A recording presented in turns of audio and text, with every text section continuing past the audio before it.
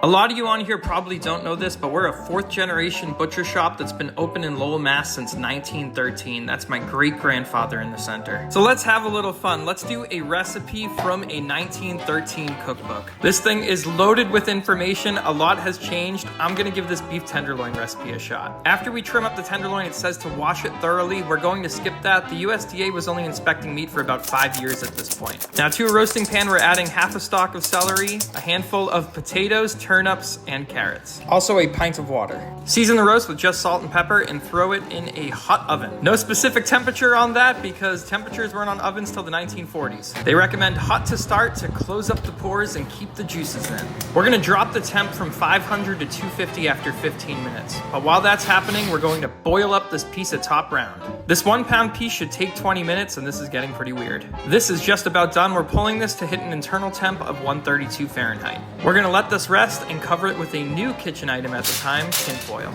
Now pull out that boiling hunk of top round and we're turning this into meatballs. While that's cooling, strain the juice from the vegetables and we're going to turn that into gravy. Let that simmer while we work on these meatballs. Now I wasn't sure what was gonna happen cutting into this, but this thing has a rare center. It looks better than I thought. We're gonna cut this very finely and add it to some chopped onion. Season this with salt and pepper and try to form them into meatballs. They weren't sticking well together, so I added some breadcrumbs and egg to help. Once those balls are made, you wanna get them covered in egg, then breadcrumb, and then fry them in some beef tallow.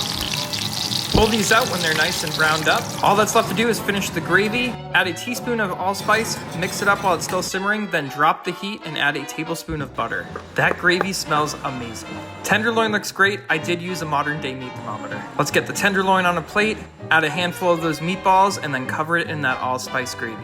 This looks pretty incredible. I can't wait to try this. Man, this was good. This was not like any other tenderloin I ever had before. The meatballs and that gravy took this up a notch. They really made it a unique and great tasting dish. I was blown away at how good this was. I ate this entire thing in a matter of 5 minutes. Our customers in 1913 could make a mean tenderloin.